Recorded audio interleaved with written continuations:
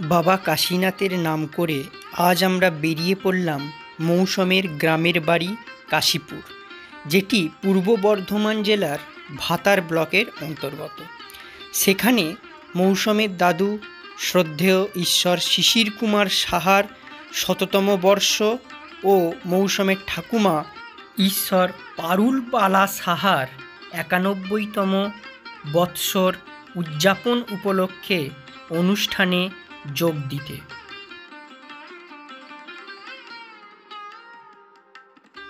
এছাড়া আগামীকাল অর্থাৎ ২৮শে ডিসেম্বর ২০২৪ শনিবার আমরা কাশীপুরের গ্রাম্য দেবতা কাশীনাথের মন্দিরে পুজো দেব এবং ভোগ নিবেদন করব। কাশীপুর যাওয়ার জন্য একটা গাড়ি আমাদের আগে থেকেই বুক করা ছিল। বর্ধমান স্টেশন থেকে আমাদের গাড়ি বিকাল ৪টের সময় রওনা হয়েছিল আর কাশীপুরে পৌঁছেছিল পৌনে ৫টা নাগাদ। আজ ২৮শে ডিসেম্বর ২০২৪ শনিবার আমরা এখন চলেছি বাবা কাশীনাথের মন্দিরে পুজো দিতে। ওই দূরে মন্দিরের গেট দেখা যাচ্ছে, আমরা মন্দিরের কাছাকাছি চলে এসেছি।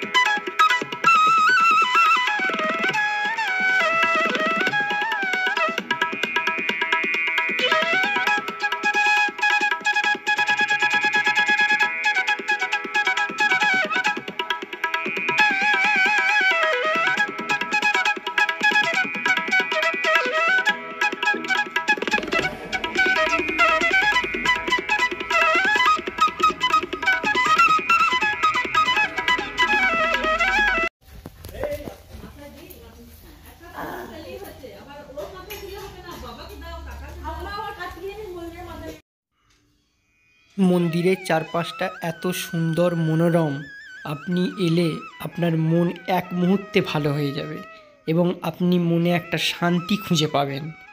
এখানে বাবা কাশীনাথের মন্দির ছাড়াও আছে ভৈরবনাথের মন্দির, রক্ষাকালী মাতার মন্দির, রাধাকৃষ্ণের মন্দির এবং আরও অনেক ছোট ছোট মন্দির আছে।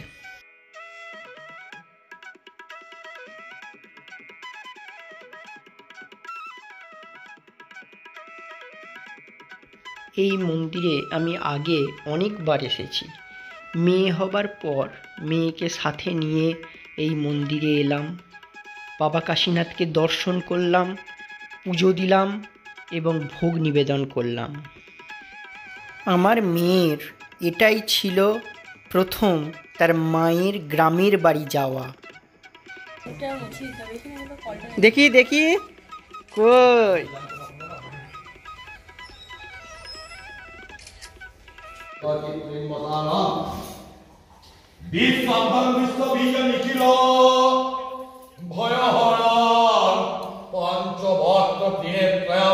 করুণাময় কাশীশ্বর কাশীনাথায় শিবায় নমঃ। ব্রহ্মা নমঃ পুষ্পা নমঃ ভূর্ভুবঃ সিদ্ধিদাতা।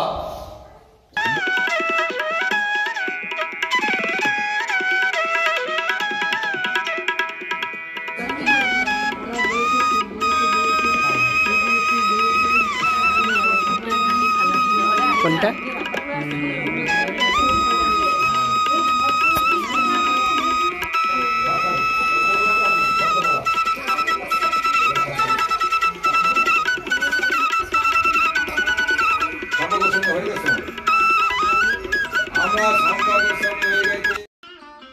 আজ ২৯শে ডিসেম্বর ২০২৪ রবিবার।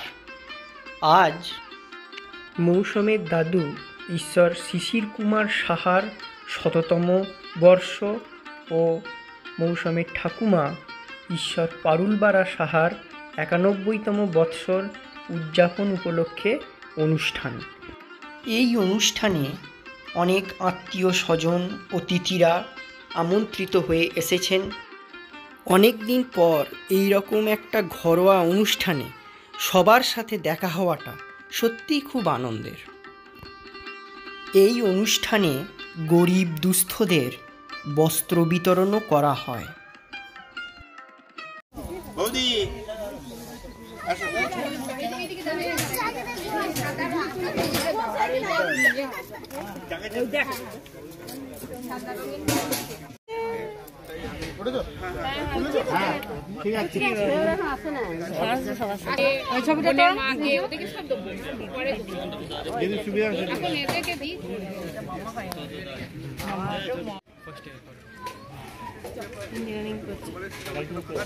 যখন মনে হয় স্কুলেই হচ্ছে, যখন তো তখন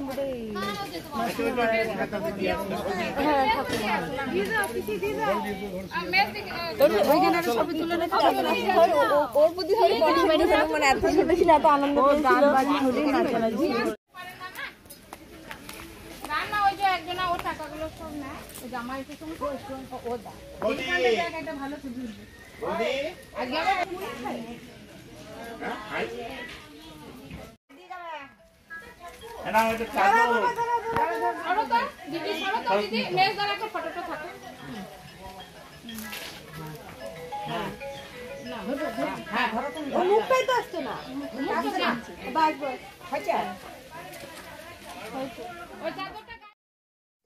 ভিডিওটি কেমন হয়েছে অবশ্যই কমেন্ট করে জানাবেন।